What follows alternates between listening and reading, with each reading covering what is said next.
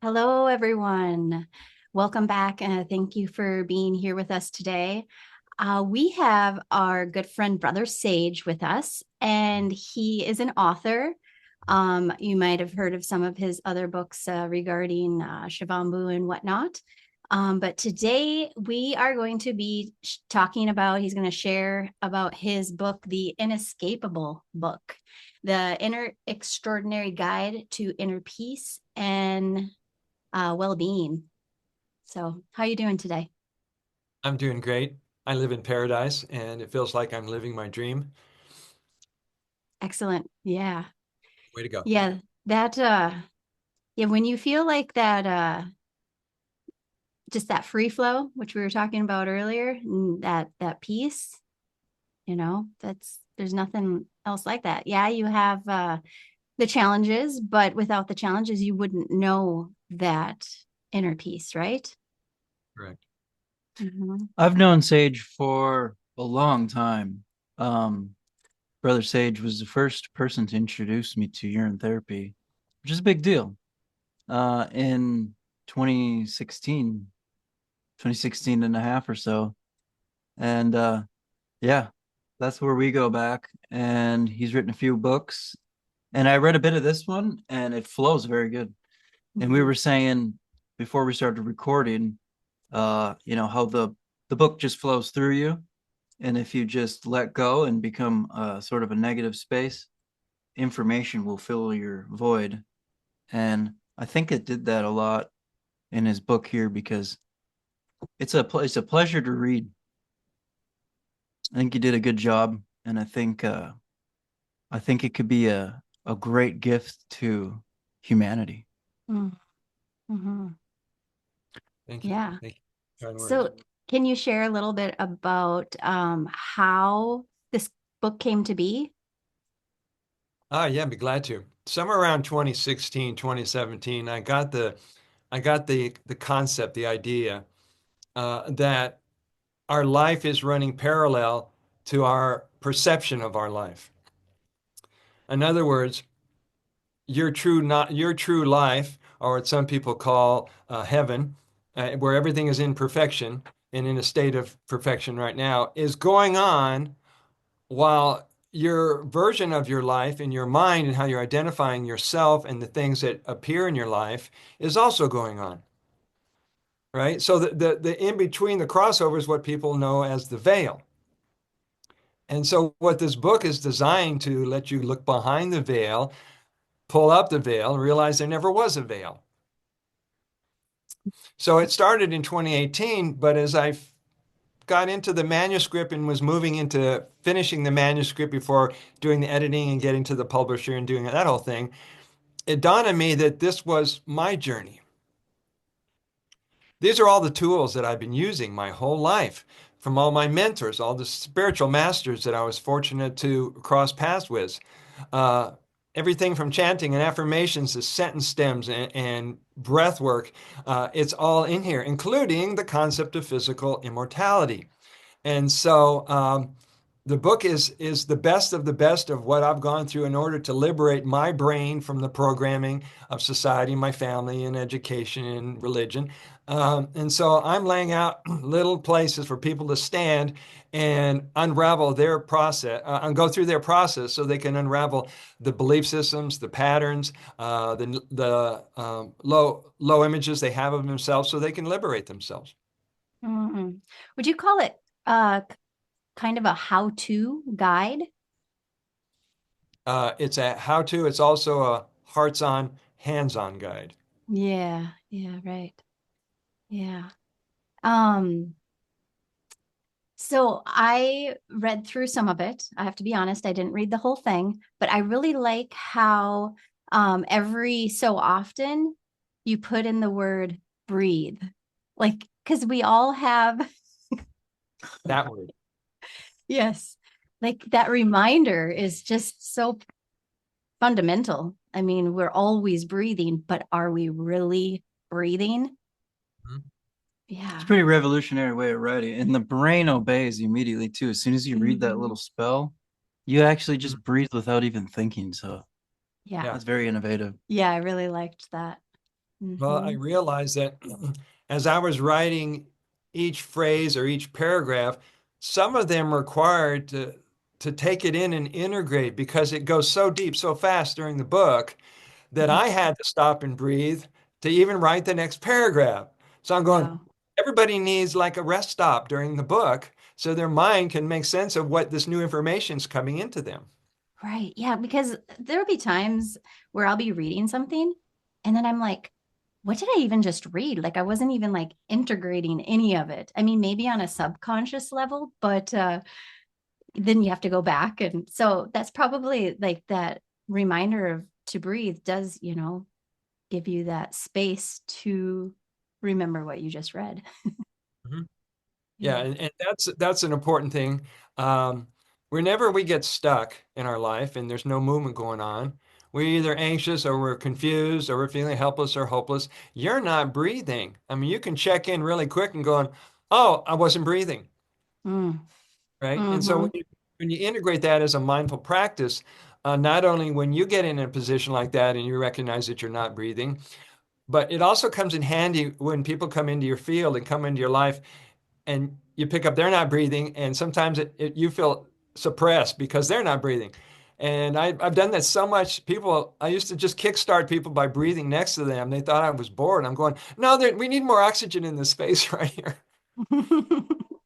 Yeah, it's kind of a weird thing, just the idea of like that taking that proper breath, like it's uncomfortable for many people, for people to like be breathing or even stretching in public properly.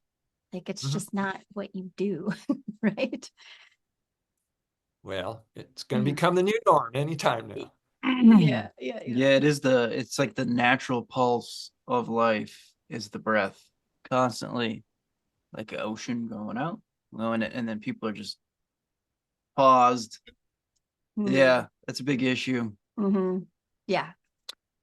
Um, well, my favorite part was the immortality chapter.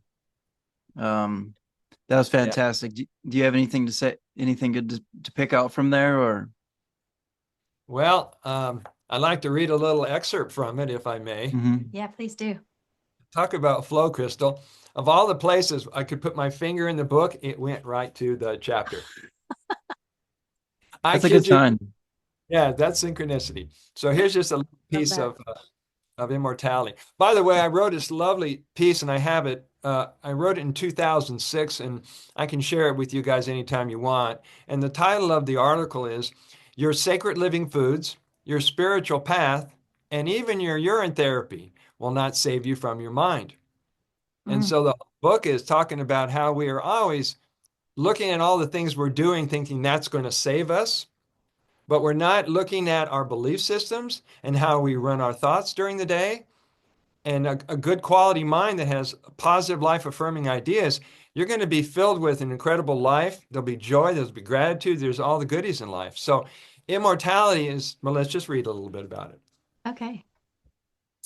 Imagine a world where aging is no longer a certainty, a world where the human body doesn't naturally wear out, where diseases and physical decline can be stopped in their tracks.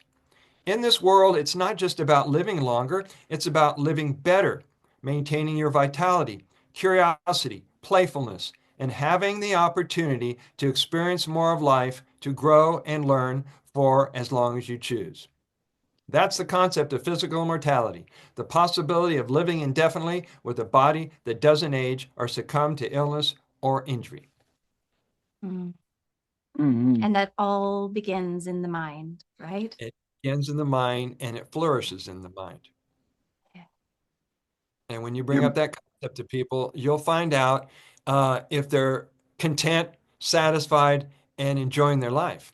Because people who don't work on their issues are people who are miserable, are secretly suicidal and depressed. They wouldn't want to think about extending their life and living longer. Exactly. Yeah. It's a subconscious death wish, right? And sometimes conscious for some people, but yeah. and that is tied into the escapism. Yep. They want to constantly escape their problems, and their pain, which is coming from a problem they're not addressing and regulating. And it gets so bad, and they get so in the habit of not going after any issue that the only result that constant reoccurs is, let's get out of here, let's escape. And nobody wants to do it instantly and kill themselves. Most people really don't want to do that, especially when it comes down to it. So they slowly kill themselves in every way, hold their breath, burn bridges with people, poison the body with everything you consume. It goes on forever. Yep. Yep, it does. And so I'm glad it's in the book. I've even discussed what is the source of suffering. I mean, I'm not a Buddhist, but I can use that word. Suffering for most people is the conflict they have between their true self, their true nature, and being an identity or personality to fit for how the world taught them to fit in the world and to be loved and appreciated and accepted. So you notice the people that are playful and spontaneous and adventuresome and curious and in the moment, they're not hurting. Yeah. Wow. Yeah. And that conflict leads to illness. That conflict leads to conflicts in relationships. It affects every area of your life. Yeah, because it's like you're, that emotion that you're holding within, it's got to come out in some way. It's like your body letting you know that, hey, listen up, Yeah. Like for me, I've had this, and we were just talking about this issue this morning, and I know what it stems from, but it's like, okay, now what? How do I fix this? So for about 7 years, I've had this clogged ear, essentially. I was swimming with my son, and he's like, do a flip, mom. And I wasn't ready to do this underwater flip. And I didn't listen to my own will, my own self. So that's what it stems from is, I need to listen to myself. So I did this flip, and then water went into my ear. And ever since, I don't know if there's like water still in there or if it's just inflamed or what, but because she didn't listen to herself, she lost her hearing. Yeah. I mean, it's not like gone, but it's like definitely like. Good metaphor. Yeah. Yeah. And then it'll go away once you realize that you lost it from not listening to yourself or something like that. But I've realized that, but like, what's the next step, right? I'm still working on that. Yeah. So, Nicholas, when you get a chance, grab Crystal by the ankles and lift her up and shake her. Okay. Yeah. Pull on her ear. Yeah. The pulling on the ear does help. And then like the lymph massage on my neck, like drains. There's also a technique I learned from Stanley Burroughs. You might remember him from the 70s. He came up with the MasterCleanz. Okay. Water cayenne. All right. So his technique of reflexology is known as VitaFlex. Okay. All right. And one of the techniques he taught in order to improve the quality of the hearing, as well as get rid of hearing aids and all kinds of ear conditions, is put your fingers in your ears, shake it and lift up 20 times, back 20, or you could do 10 times up, 10 times back, 10 times down, 10 times forward. Hold it for a second, lift up and slide it out slowly. And if you try that, I mean, just one time, you feel your hearing enhanced. Okay. I will do that. So anytime during the day, just, you think about it, do the ear massage. Yeah. Huh, cool. Thank you. What led us into the ear? Water in the ears. Well, just I guess, physical ailments showing themselves through healthy motion. Oh, yeah. Yeah, the healthiest people just it's like the magnetism flowing through and expressing, you just act funny or whatever it is. And if it seems like the schooling system also made you just sit like this all day long, and then you train yourself to block everything for 18 years straight. And then, like you were saying, those are the people that are suffering the most because they just want to go, stretching. Sometimes I stretch in public and people will like ask, are you okay? And it's like, I'm stretching my, like, is it so crazy to stretch my hamstring? I know I've seen people, they do that all the time, and some people look at them with critical eyes. Go, God, he's so full of himself. He's stretching and so. I mean, you watch the dog and the cat do it everywhere at any moment. Nobody Right. thinks about it. Wow. Yeah. Hmm. So one of the Interesting. techniques that's in this book is called sentence stems. Have Okay. you have you ever I heard of it? uh-uh. Sentence stamps. Sentence stem. It's an STEM. incomplete sentence. Oh, okay. And I've been using and teaching this for years. When you hear somebody, now when you really listen to what people are saying, you can hear what they're not telling them, willing to hear to themselves. You can hear their belief systems when you hear people talking. So this Hmm. sentence stem comes in handy. I'm out on hikes and I run into a friend. They start giving me a conversation, and immediately I'm in teacher mode. I'm telling them about the sentence stems. For example, if you speak or if you start discussing things that were in the past that triggered you, you had a charge on, it was a difficulty, well, you're going to keep that alive and it's not going to go anywhere because you keep giving it energy, you keep affirming it. So there's two sentence stems that'll break you free of that, and you can do it in a quantum session if you're really paying attention. Number one, up until now, and then you write a line from the last word to the end of the page, and that's how you can complete the sentence. Up until now, I had water in my ears. Up until now, it was difficult for me to learn how to speak in front of a group. Up until now, healing such and such a condition was near impossible. So you get the idea, right? Yeah. Yeah, it's a code for your subconscious to it doesn't happen anymore. To That's change. good. Yeah. All right. So the one that's going to change all that is the next sentence. And this sentence invites your angel team and your higher self to flip it for you.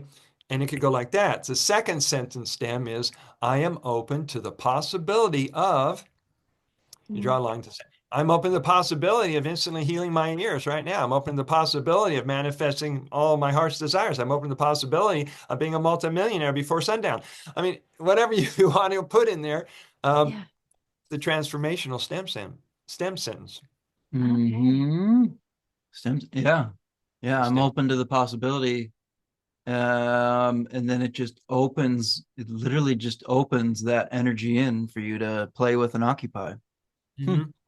And this other sentence stems kind of fits right in with that one. And this is about knowingness and receiving knowingness versus resisting and blocking the inner wisdom and the knowingness. How many times have we said or thought, I don't know this about that. I don't know this. I don't know that. I don't know how to fix a car.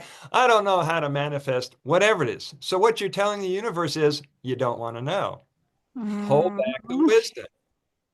So, start playing with this sentence then. Sentence. I can do this. Sentence stem. I choose to know. Okay. Yeah. I choose to know how to heal my ears. I choose to know how to run 5 to 10 Mm. miles on a fruitarian diet. I choose to know whatever it is you want to choose to know. And Okay. watch Oh, the this is shift. good. Yeah. It's really If good. you could program yourself all day with these things, you could just have a whole new life in months, years.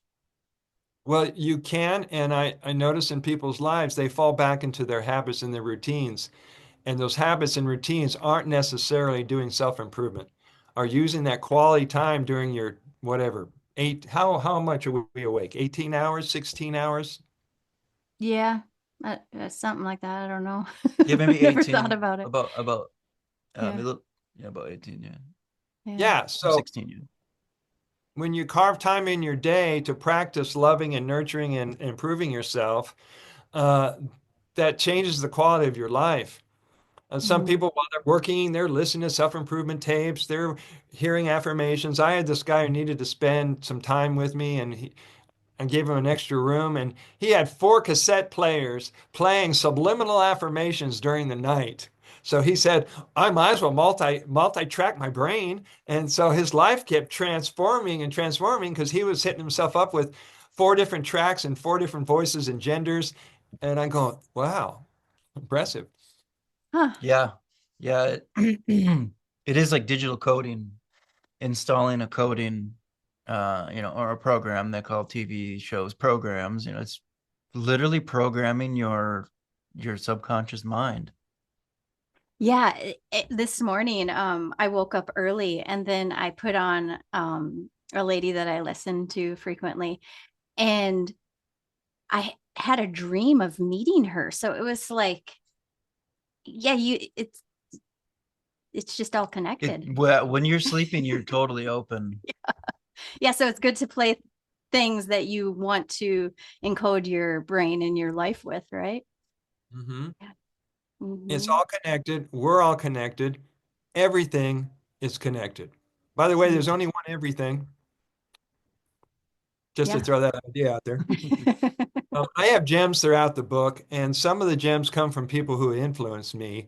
Okay. One of them is today, only today.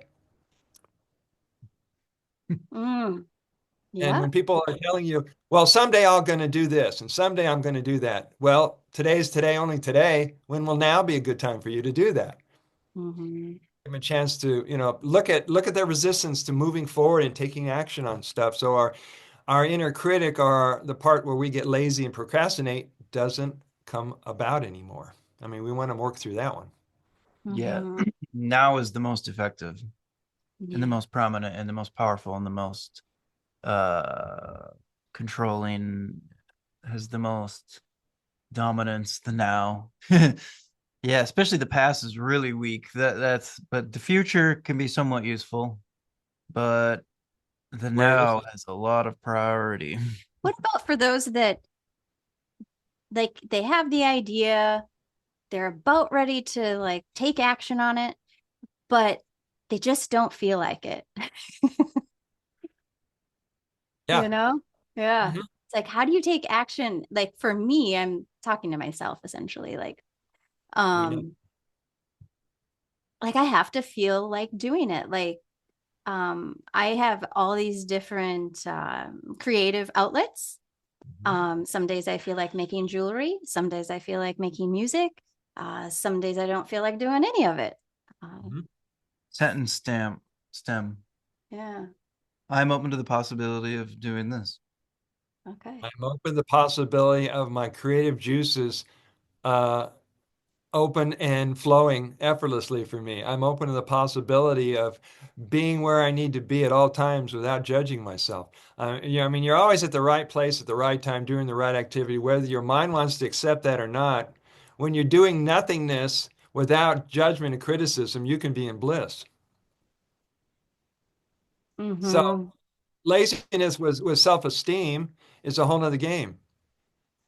Laziness with self-esteem. Yeah, I mean, approving of Yeah. yourself when you're being lazy, non-productive, Mm-hmm. it's a whole other way to experience yourself. Yeah. And then another thing, it takes a long time it, to do these sentence stems and program and redirect and reroute your neural pathways and your thoughts and your subconscious. It takes a long time. People got to know it took 30, 40, 50 years to get there of negative thoughts, and everyone else is around you doing it. And there's also collective mind. All the Mhm. humans are, and you're going to directly weave into that collective mind faster than anything. So you get a lot going against. Don't give up. And Mm-hmm. then also just the good things take a while to program, but people have invasive thoughts too, which is a very big issue too. Repeating negative thoughts. I hate this, I hate that, I hate this person, whatever it is. I found a good thing to do is use imagery, because imagery is good. You put a big old red X over that thought if you can, and say, I reject, deny, and banish this thought. And you may have to just keep doing it, but after months and months and months of persistence, you can block out a lot of negative thoughts, which are creating an undesirable life for you. Mhm. Yeah. Mm-hmm. Some people say switch, switch. Some people say delete, delete. Some people use all kinds of, prompts in order to do that. Oh, Mm-hmm. those are good. Yeah. Mm-hmm. Now, another thing you can do, Crystal, when you're not getting the juices flowing and you're not getting the creativity flowing, is get the hell out of the house. Okay. All right. And Yeah. I learned that for years because this is all saturated with you. I don't Mm. mean Nick, but all the things that are in your Yeah. room have Yeah. memory. the fabric, the clothes, the bed. And it's all pulling on you. So when you get out, your brain clears up and the energy starts to move. Mm-hmm. That's a good one. Yeah, that's Yep. a real good, clear way to describe that enough to where it'll motivate you to get out. Because you kind of know it, we all kind of know it, but to sit and think that it's all saturated with you and it's kind of sitting there reflecting back on you, almost mocking and teasing you, it really does mess with you. And then you're just breathing in your steam, like our skin's spraying out steam. You breathe Yeah. 4,000 gallons of air a day, so you got 4,000 gallons of exhaust. You're just sitting in your steam and exhaust. Plus Dude, you have that thing behind your back called a bed. Uh-huh. Very seductive. Yeah. I The love bed my will give you bed. mhm. excuses like you've never believed. And there's my bed. I can just give in, give it to the, yeah, it'll be there when you're ready. Yeah. So your subconscious is always looking at that place where you just escape all consciousness. If you're not present, two things happen. Boredom shows up when you're not being in the present moment, because boredom is a result of suppressing what's coming up in you. All right. And so to be able to shift like that quickly, you realize, oh, I'm responsible for this. I want to change everything. That's one thing I don't personally, I don't get bored. I always have something that I can do. Sure. Yeah. So you're present then? Is that's what we concluded, right? Well, you do the best you can to stay present, but there are distractions and hood and winks, and there are things that grab your attention all day long. Oh yeah. Yeah. And one of the biggest distractions is our devices. Oh yeah. Mm-hmm. I mean, Too much going on in them. there's too much this little box with all the connections and weaves to people and events and pictures of Tartaria from all over the place. Give you just all kinds of reasons to get entertainment, and Mm-hmm. entertainment is sometimes a distraction. Yeah. Oh yeah, Mm, 50% of the time, I'd say on average. yeah. I mean, I Very, watch the maybe stuff that more. you post, Nicholas. I'm going, this guy must be like shooting endorphins left and right and getting brain MDMA going all over the place. And you gotta keep it in balance. Keep it in balance, you're thinking? Always keep it in balance. That's what Native Americans will say to people when they leave their presence. They say, walk in balance. Mm, So when Yeah. you, this is something I go to the beach pretty much every morning for sunrise. I didn't do it this morning. mm, And so the idea for me is to be mindful that there's love here. Be mindful that the divine presence is in this room. Be mindful that you're in the most sacred bubble or field that you could ever be in, so that throughout the day you've got like you're the observer watching. You're going, well, God is with me. God is with me. Love is with me. Love. And so, however your mind decides to do its thing during the day, you can always go switch, upgrade, because you're watching yourself from a more widened perspective. mm-hmm. Yeah. It's all Mm-hmm. about the mind. Comes And you back to gotta walk that. away with It's love. like That's it. it's the control center. Would that be right in saying? Oh, you could call it control commander, the commander center. Yeah. Right. It, Right. and then as far as health and immortality and physical health and the mind, I mean, you can't say that the mind doesn't control all your physiological chemistry too, because you have a thought of hunger. Well, your digestive juices start activating, salivary glands start excreting more saliva. Your stomach will even move physically and make noises. You have a thought of fear, crashing your car, adrenaline spikes, your hand sweats. Now your adrenals are secreting cortisol and sweat to cool off the system.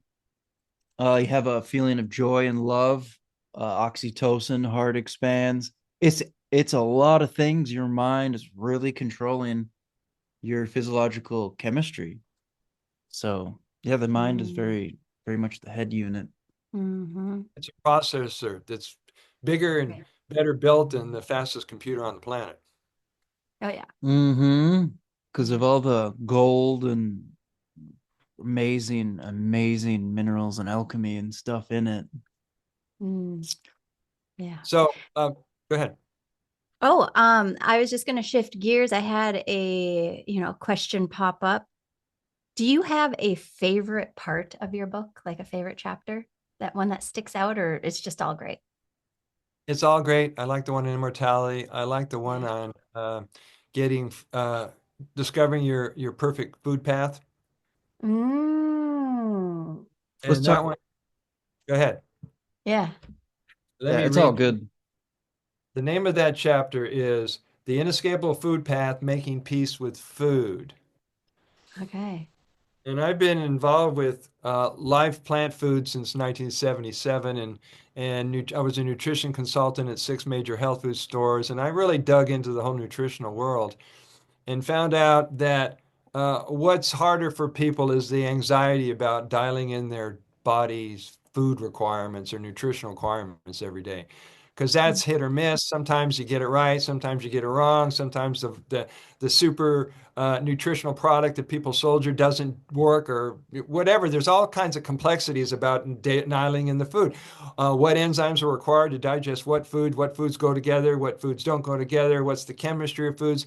Even on a raw food diet, you have to know what foods combine with what. So there's a Mhm. lot of complexity. There's a lot of food rules. There's a lot of food dogma. There's a lot of food slavery going on our planet, Oh, yeah. It's the right? biggest addiction.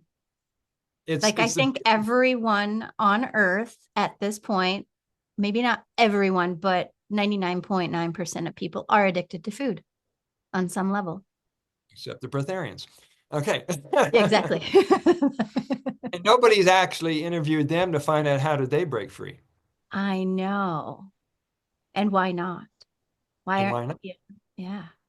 And Because so, I wonder if it's even, there's this thought in my head. Yeah, people say they're breatharian, but is it like 100%? Or they're just on the path to getting there? yeah, it's either one. It's just inspiring to think that somebody can walk away from food and walk away from Mhm. fluids. Um, Mhm. And so you'll hear people on these social media platforms that are all buzzing about what did they needed to change to make their body work better? What product did they get? What seminar did they attend? What system are they using? And I tend to like stray away from all that stuff and go back to simple nature, fasting, enemas, um, and raw foods. Yep. And it's worked for me for all these years. It's just a matter of having discipline because some people say, how can you be a fruitier? And my diet's like 85% fruit now, 85, 95% fruit. Living in Hawaii, it's easy to do. Mm-hmm. Right? I brought home 12 coconuts yesterday. I mean, it's easy to do, but you have to have the discipline, you know, narrow down the size of your meals, chew your food real thoroughly, simple basic food rules. Don't eat after sundown unless it's fruit, and don't talk while you're chewing. Mm-hmm. That's why I never could stand to go to business meetings over at restaurants. I go, I want to listen, but I don't want to talk. I want to eat and I have to listen. Yeah, you're Crazy. probably turning off your digestive system when you're speaking Oh, yeah. and Yeah. trying to digest food. Well, when I first started hanging out with Leonard Orr, you know who he is? Yeah, he's a great teacher and author on the subject of immortality and has met many immortals. And he doesn't consider somebody an immortal unless they're older than 300. Yes. Well, he was the father of the breath movement on our planet, known as rebirthing, before Winhoff and all these other guys spun it off and branded it in their own way. Mhm. So when we'd have community get-togethers and potlucks, he would sit alone eating without talking to anybody. And I didn't quite get that. And I went out to eat with him and his wife. We're at a restaurant. He's not talking to anybody. He's just involved present time with the food. And I finally Mhm. caught on to that. Everybody else is trying to ask him questions, and he's going, I'm eating. This is the yoga, Mhm. eating consciously, not talking. And few people have the ability to do that. Mm-hmm. And it's like gatherings. That's like the main focus is the food and conversation together. Yeah. Whether you're out with your family or whatever, Yeah. Yeah, social, social. Yeah. social food and talking have to, and like even like all these, we have to, people like to have a conversation. They don't even say let's have a conversation. It's let's go out to eat. Yeah. Yeah. Or even all the dates. It's like you don't really want to go eat together. You want to talk, and then the only thing you can comfortably do together is eat for some weird reason. Yeah. So is there anything else good in that chapter that you want to highlight? And then another thing before I forget is you should read the contents on what's in this book so people can get an idea if they want to get it, because that's like the overlay. Yeah. And yeah, Okay, the other thing about that I like in the food path is the vacations from food. It's called fasting. Mhm. And you have to have the right approach to fasting or you feel like you're in denial. Oh, I'm missing out on food. Oh, I usually eat at 3 in the afternoon. All the rituals. And to have a conscious vacation from food, like if you're doing an Oran fast, you've done Oran fast, right? Yeah. All day. Right. You don't think about food all day. Yeah, because your stomach is full, essentially. I think about how much I dislike food when I'm on a urine fast because food stiffens me up, dries me up, and it kind of puts kinks in my spine. When I'm on just urine, I'm so loose and relaxed, and oh my Right. gosh, the mobility I can get in my spine is just completely different. Yeah, and you don't get that like that oh, I just ate feeling like that. You could feel it like bring you down in physicalness and in frequency. It's just like this heavy feeling. Yeah. All kinds of Well, ways to have people have a new relationship with everything, with their body, with food, with spirit, in a way that they were not taught, in a way that's really part of their natural way in their inescapable life. So I'm going to read the contents from the book. There's 17 chapters for those who are curious. It comes out to 182 pages. By the way, before I forget, it was just made available in audiobook Okay. and ebook as well. Okay. ooh, we'll do Excellent. the audiobook 10 times over easy. Yeah. That's what I keep hearing people going. I don't have time to read, but when I'm in the car going for a hike, I'll flip on a book. Yeah. Working out, going to Mhm. bed. Yeah. Sweet. Definitely. I'm glad I was open to catch up with the new generation of technology. Yep. Yeah. Yeah. I do love reading, but like it must be the collective. Like just my I've shifted away from like reading so much. I prefer to listen. But as a kid, I would read. My face was always in a book. However you Yeah. process information, Yeah. yeah, do that. All right, this is the table of contents. There's Okay. 17 chapters, and here they go. Chapter number 1, breaking free from the programming, also known as the false matrix. All the ideas, all the concepts, all the indoctrination, everything that was built into our brain and our belief systems were not originally thought of by us. So we have to like brainwash ourselves in order to have a free, a clear, fresh brain in order to manifest much better. Yeah, their main brainwashing thing is to take you away from the infinite nature, where a seed creates a plant, which creates a million seeds, which and that goes on forever. It's infinite. Plants are infinite. The water system's infinite. It's really an infinite nature, and then their way to run big giant corporate businesses is to make you think that everything's limited. Buy now before it's out of stock. All of it, the money, everything, inflation, it's all limited, and they want you in that thing for their little whatever. I don't know. It just happens, but you need to get out of that. That's the false matrix, and the real matrix is the infinite. Mhm. Period. I guess. Thank you. All right, I was going to go down another. I mean, you're talking about how they do that, and I reminded of that. Phones, electronic devices, your car are designed to fall apart, so you have to buy another one, or it Yeah. has to get the newest upgrade in your system. I'm going, wow, what a scam. Yeah, and the batteries will run out of juice, and the tank will run out of gas, and it's all very limited. It's all part of their programming. Okay, here we go. Yeah. Number 2, the mind holds the key. Mm-hmm. Yeah. Swami Beyondananda, which I quote in the book. Have you ever heard of that cosmic comedian? I don't think so. All right, check out Swami Beyondananda sometime. Okay. Somebody asked him the question, what is the key to the universe? Now, now his real name is Steve Behrman, but that's his stage name is Swami Beyondananda.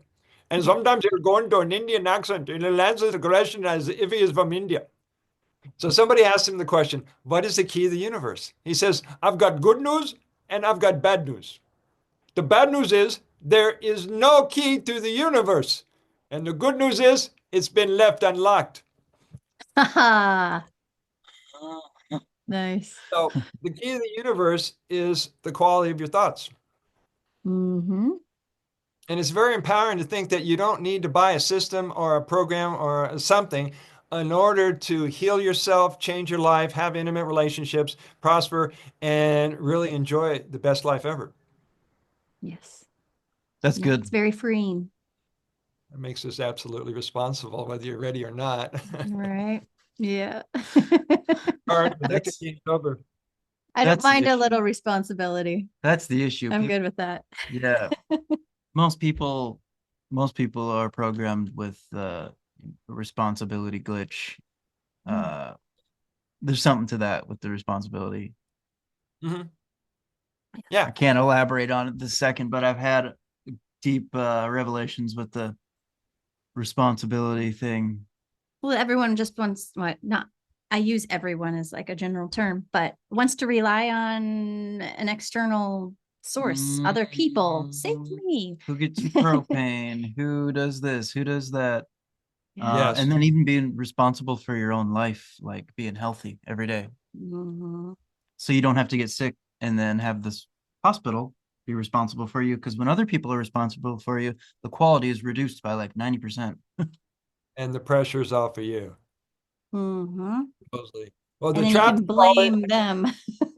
the trap they fall into is they have this form of measurement, and it's on a scale of, oh, I did wrong, I did right. It was good, it was bad. And when you step away from those concepts, it's not about good or bad. You're doing what you've agreed to do, and that's your responsibility. So it's a different stand, if it's a different position. We're not trying to compare, oh, what if it doesn't turn out right? Well, if you're doing it, it'll turn out right. Because nothing's wrong. Exactly. Yeah. And then on the blame thing too, when you hold responsibility for yourself, you got all the power. And when you blame them, then you're putting all the power onto them too. Yeah. You're giving away your power. Something with that too. I gotta get a glass of water. Keep going. Okay. Okay. Chapter 3. And this one I really enjoyed, and I'll give you an example. Got to drink some juice. Hold on. Mm-hmm. Yep. Got to keep hydrated. We've been doing a gallon each of hydrogen water for the last month, and it's like the changes in the physical body. Look at my eyes. Looking great. They weren't like that before. Do you think if we get really clean, and this has been always my fantasy, that our eyes will turn either blue or green? Yeah. Yep, they will. Yeah, well, green's the half point, because it's the middle chakra. It's still a little dirty, like murky green water. And then blue is pure, like heaven. You look up, what do you always associate with heaven? Looking up in the blue sky. Everybody loves blue sky. And then, blue. Okay, here's chapter number 3, Unraveling and Shining the Light on Popular Spiritual Terms. People throw out spiritual terms all the time. They have a meaning for them. They have a charge on them, but they never really stop to examine what's the origin of that word and what does it really mean. And one of those words is ascension. Now, it's a buzzword in social media groups and platforms. They're talking about ascension, and we're stepping up, quickening to ascension energy, and I can feel a lift. Well, a lot of them unconsciously are thinking that that's their ticket out of here. Right. Things go south. My life doesn't work out. I'm sick. My relationships are down the toilet. I'll just ascend. I'll take the elevator to heaven. So in the book, I unravel it and let people know that ascension is freeing yourself from limiting and negative thoughts. Yeah. then the fun and where all the work is in the body anyway. Yeah. Mm-hmm. Yeah. People took an escape route, again, as usual, as we're conditioned to. The easiest, quickest, don't do any work, just escape from it. Like everyone goes and drinks to escape from their day and their mind, and alcohol and Whatever their choice everything. is. You escape from your day when you go to bed. Yeah, and they'll even take Ascension and take the escape template and put that on that, I guess. So what I wanted to do is debunk a lot of spiritual terms. Mm-hmm. Is there another good example from there? Let's pull some out. I know higher self is in the list. Mm. People say, well, I get the direct information and intelligence from my higher self. I'm going, well, who defined it as a higher self and what defines a lower self? If you have a higher self, then you have a lower self. Well, I have a big old rant I've done on Facebook about the whole illusion of levels. People say, well, I get it on one level, but I don't get it on another level. Or he gets it on one level, but he doesn't get it at this level. I'm going, they're all judgments. All right. You know what you know when you need to know what you need to know. It's not a level-based measurement. Right. And if you start saying that someone doesn't get it at another level, you're judging them. Yeah, it's an assumption. Just to simplify it into levels, it's kind of like quantifying, trying to put a quantity on like something so marvelous and magnificent or something. And then when you say that too, like, what about parallel cells too? It Yeah. could be parallel, not higher. So yeah. And some people use that to push their parents away. They push their friends away. They said, well, they don't get me. They just don't get me. Well, the truth is you don't get you. And when you get yourself, you can communicate from a heart-centered position, and then people will get you heart to heart. But if you're trying to win them over because they don't believe like you, there's part of the trouble right there. Yep.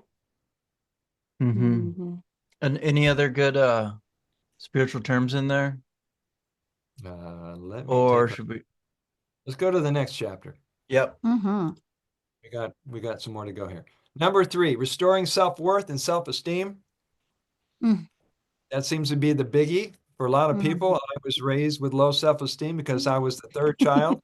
My brother was number 2. My sister was number 1. And I had to figure a way to climb up the ladder to get mom love, dad love. And so I took on the role in the family. Guess what I did in the family? I was the peacekeeper. Yeah. Right? I couldn't figure out my brother was like A plus, A plus, A plus genius in school. And my sister had all these incredible abilities, and I couldn't figure out how do I get to mom and dad? Well, I'll make light of everything. So that led me into being the class clown in high school. That led me into studying comedy and doing what I'm doing today. And so you guys probably know how you fit into your family dynamics. Yeah. Yeah. Yeah. The power of the breath is number 5. Mm-hmm. All right. So there's some teachings about rebirthing and mentioning Leonard Orr and Sandra Ray and just the practice, and you guys may already be doing this, is to lay down some point during the day and just do 30 connected breaths. Mm-hmm. Yeah. Whether your full breath is through your nose or through your mouth, the whole idea is to get your energy loosened up so it starts flowing better. And you'll notice after doing that, all of a sudden you're more present.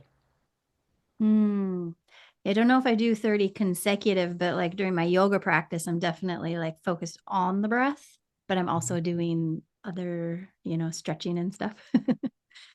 Yeah. Yeah. We'll see if you can do it without during the Shavasana at the end. Yeah. Yeah. Everyone's laying still on the floor. Yeah. Yeah. I'm doing 30 right now. You're doing 30 right now. Okay. Keep an eye on him so he doesn't float out of the room. Yeah. All right. Number 6 is something that I studied quite closely with Louise Hay and Sandra Ray, the affirmations and the art of rewriting beliefs. The thing about affirmations, positive statements like I deserve love, people, I'm a blessing to people by my presence. I mean, I've got a whole vault on my website, brothersage.com, thousands and thousands of affirmations for any situation, any illness, anything, whether it's money, relationships, whatever. The thing with affirmations, there's a lot of people who fall into the practice of saying, I've been there, I've done that, it didn't work. Mm. Because affirmations requires you to really look at your stuff. You're going to say an affirmation which you want to use to flip how you usually talk to yourself to become the new default setting. And you Uh, can't just say it. You have to like feel what it is to say that, yeah. right? Yeah. Well, the feeling Sometimes part of you sometimes you don't feel it, but as you say it, it magically pops in and then you can feel it. Or if you keep saying it. Yeah. it will switch. A really good example, and for some people, they resist the simple ones. Like if you write, I deserve love 30 times, and you wait after you've written it to hear the response from your mind, you can find out what you've been thinking. You could write, I deserve love, and your mind says, who are you kidding? I deserve love. Bullshit. I deserve love. And I would do that, and the pencil would break, or things would come up for me because I had resistance to hearing that I really do deserve love. That's great. So you Wow. keep writing the affirmation until you get a positive response. You keep writing the positive response until you get high off of it, and it's now true for you and it's integrated. That's the change point. Yeah. Whoa. You got to keep doing it. I mean, who knows how it probably takes longer for some people, and just keep doing it. Yeah. And you can record it and play it back in your voice. You can say affirmations to each other. Here's another powerful way, Nicholas, you may want to try this. I would go out into this open field where I knew there's nobody around, and I would just do a video. I'd be standing there talking to the camera, not a live stream. I would just start talking at random, whatever comes out of my head. And you can get feedback from that kind of information to see what you've been thinking about yourself. Because when you're doing your live streams, when you're doing your talk, at some point it dawns on you, you go, I needed to hear that. Yeah. That's what I needed to learn. So affirmations are very powerful. Mhm. Yeah, in the Okay. video too. That's like a 360-degree mirror, and like 360 degrees as in all the information. Yeah. Yeah, that's good. Humor as a tool for transformation. Mm. So throughout that chapter 7, what page is chapter 7? That's page What is 74. a tool for transformation? Humor. Oh, yeah. Humor. Oh, yeah. See, people have taken themselves too seriously, and they used to say that, you know how angels are able to fly? They take themselves lightly. So throughout this chapter, there's jokes about every couple of paragraphs, so people will practice jokes and humor, and so that's very important. It's in some of my other books on the healing water from within. When you're discussing urine therapy, it's good to have a good sense of humor about it because it's a controversial thing for some people. And Yeah. having humor changes the situation when people get it, when they get the joke. Number 8, the practice of self-love. It's pretty self-explanatory.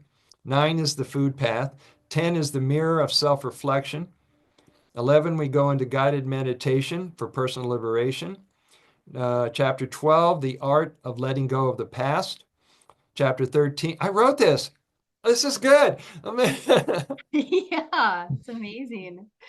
Oh, isn't that a good feeling? I can feel That your is a good feeling. So number 13 out of 17 is embracing new possibilities. This is all goes really deep into self-healing. Now, when I do consultations with people, and I really love doing consultations, you're basing and taking them to the tipping point. Mm. All right, you're shining a light on what they've been believing about themselves and the patterns they've been going on in their thinking, but they're blind spots to them. Yeah. They don't see it, but the people around them can see it. And so your job is to shine a light, let them see that, remembering that that's not your work. Their work is their work and your work is their work. So don't step in to save them or change them. Your job is just lovingly support them with ideas and things like from this book so people can get to work and stop suffering. So it really is a guide to well-being. Yeah. It is a guide. We're almost done here. Physical mortality, prayers, mantras, and poetry. You guys write poems?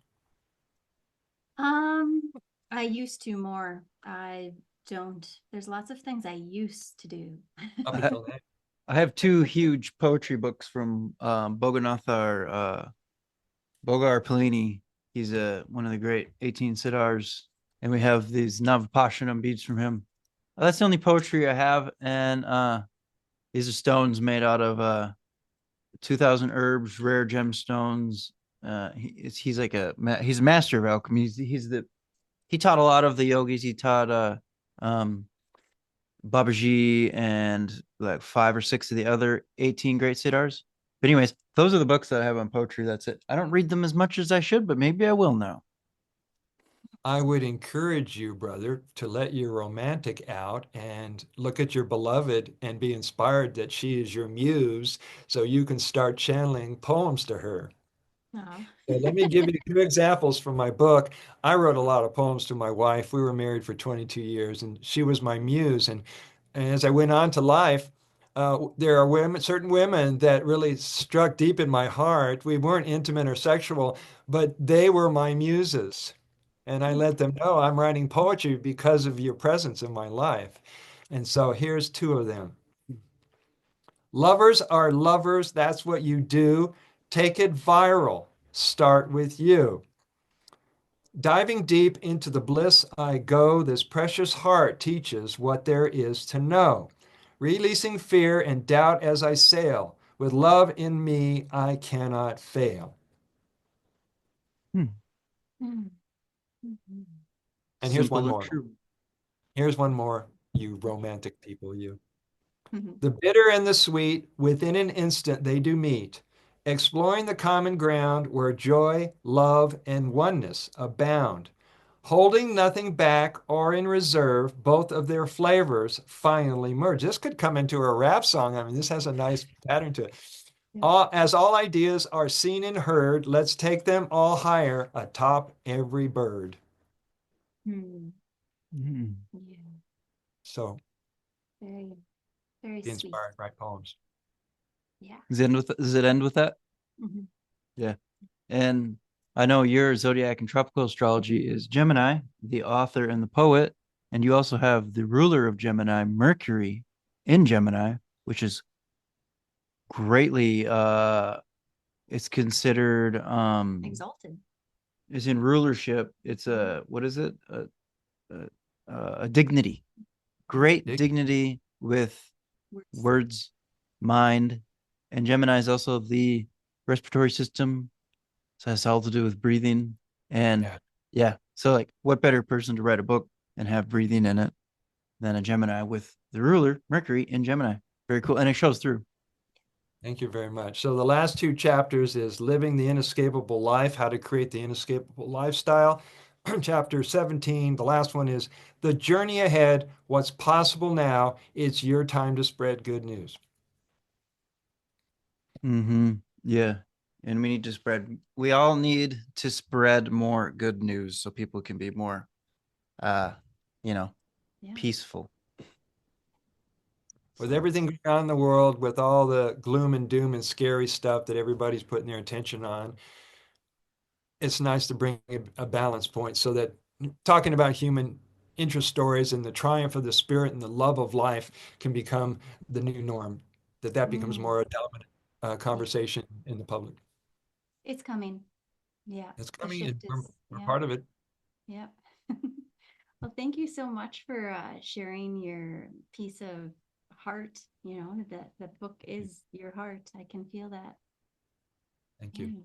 And definitely going to dive into it more. Looking forward to the audio version.